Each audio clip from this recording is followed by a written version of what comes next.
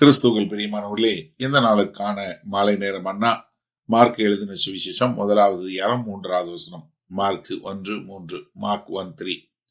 கர்த்தருக்கு வழியை ஆயத்தப்படுத்துங்கள், அவருக்கு பாதைகளை செவ்வை பண்ணுங்கள் என்று வனாந்திரத்திலே கூப்பிடுகிறவனுடைய சத்தம் உண்டாகும் என்றும் தீர்க்க தரிசன ஆகமங்களில் எழுதியிருக்கிற பிரகாரமாய்.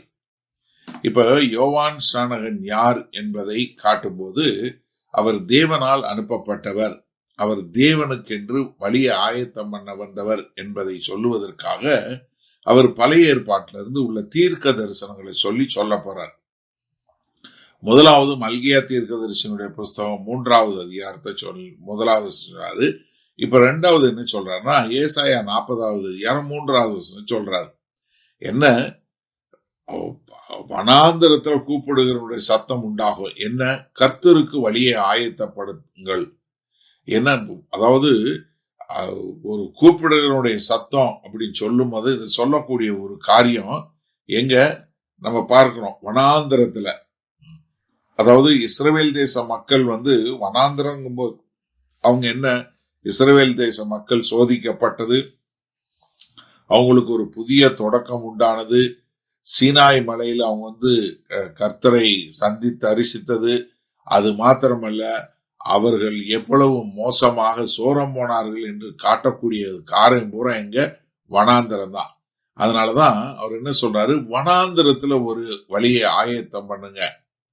ஏன்னா ஓசியா 2வது அதிகாரம் 14வது வசனம் சொல்லும் போது எப்படி கர்த்தர் தம்முடைய ஜனங்களை வனாந்திர பாதையில ஒரு சிறு பிள்ளைகிட்ட பேசும்போது போல எவ்வளவு அன்பா பேசினார் என்று சொல்லக்கூடியதாக. அதே மாதிரி அங்க சொல்லும் போது என்ன சொல்றாரு?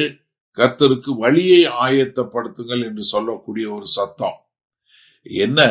யாருக்கு வழியை ஆயத்தம் பண்றாரு? கர்த்தருக்கு. இது யாருக்கு சொல்லப்படுகிறது? கர்த்தராகிய இயேசு கிறிஸ்துவுக்கு. ஏன்னா ஏசாயா 40வது அதிகாரம் 3வது வசனம் சொல்லப்பட்டது என்ன? யாவே என்று சொல்லக்கூடிய யெகோவா தேவனுக்கு. அதே மாதிரி இங்க இதை சொல்லுவது இது யாருக்கு சொல்றாரு? கர்த்தராகிய இயேசு கிறிஸ்துவுக்கு சொல்றாரு. அப்போ இங்க யோவான் ஸ்நானகன் ஒரு போதகருக்கோ ஒரு ரபாய்க்கோ இல்ல வேற யாருக்கோ வழி ஆயத்தம் பண்ணல, மாம்சமாய் வந்த தேவனுக்கு வழிய ஆயத்தம் பண்றாரு. என்ன? அவருக்கு பாதைகளை செவ்வை பண்ணுங்கள். எங்க? பாதைகளை செவ்வை பண்ணுங்கள். அதாவது எப்படி ஒரு மனுஷன் கர்த்தரை ஏற்றுக்கொள்ள முடியாதபடி அவனுடைய இருதயத்துல என்னென்ன தடைகள் இருக்கோ அதையெல்லாம் மாற்றி அவன் மனம் திரும்பி கர்த்தரை ஏற்றுக்கொள்வதற்கு என்ன வழிகளை செய்யணுமோ அதை செய்யணும்னு சொல்லக்கூடியதான். ஏன்னா அதனாலதான் இங்க என்ன சொல்றாரு? வழிகளை செவ்வை பண்ணுங்கள் என்று சொல்லக்கூடிய ஒரு காரியம். அப்ப இங்க எப்படி ஒரு மனம் திரும்புதல் கர்த்தருடைய காரியம் நம்மளுடைய இருதயத்தில் இருக்கக்கூடிய தடைகளை மாற்றுதோ, அதே மாதிரி இருக்கிற தடைகளை எல்லாம் மாற்றி நம்மை மனத்தாழ்மையிலும் மனம் திரும்புதலிலும் கர்த்தரை ஏற்றுக்கொள்வதிலும் தயாராக இருப்பதற்கு ஆயத்தம் பண்ணும்படியாக. சரி, இந்த நாள்ல இந்த வசனத்தை நம்ம எப்படி எடுத்துக்கொள்வது? அதாவது நான் நேற்றைக்கு சொல்லும்போது நம்ம ஒவ்வொரு நாளும் நம்ம இருதயத்தை ஆயத்தப்படுத்தி கர்த்தருடைய காரியத்துக்கு நம்மளை சரி பண்ணுங்க அப்படின்னு சொன்னேன். ஆனா இன்றைக்கு அதுல இன்னொரு காரியம் சொல்ல விரும்புறேன். ஒவ்வொரு நாளும் உங்க இருதயத்தை எதற்கு ஆயத்தப்படுத்துங்கன்னா, கிறிஸ்துவோட பிரசன்னம் உங்களோடு இருப்பதற்காக.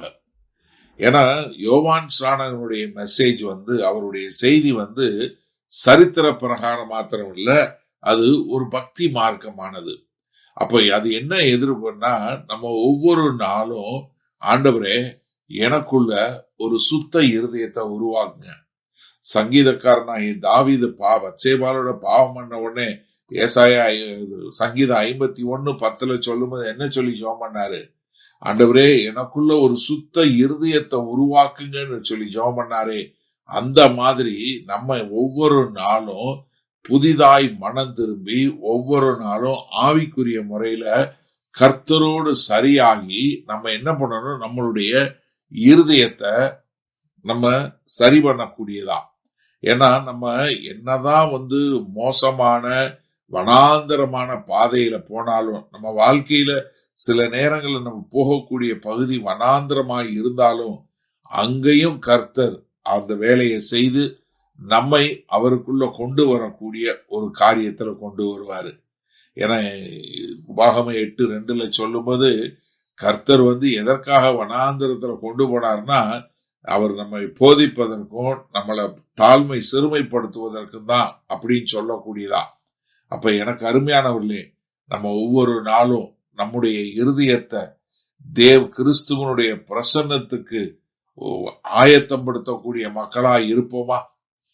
வல்லபிதாவே, இது ஒவ்வொரு நாளும் நாங்கள் எங்கள் இருதயத்தை சோதித்து பார்த்து மனம் திரும்பி, ஆண்டவரே, எந்த சூழ்நிலை இருந்தாலும் கர்த்தராகிய இயேசு கிறிஸ்துவை ஏற்றுக்கொண்டு அவருக்கென்று அவருடைய பிரசன்னத்தில் வாழ எங்களை நாங்கள் அர்ப்பணிக்கிறோம். உம்முடைய பிரசன்னம் ஒன்றே எங்களுக்கு தேவை என்று வாழ எங்களை ஒப்புக் கொடுக்கிறோம். இயேசு கிறிஸ்துவின் மூலம் பிதாவே, ஆமேன். கர்த்தர் உங்களை ஆசீர்வதிப்பாராக.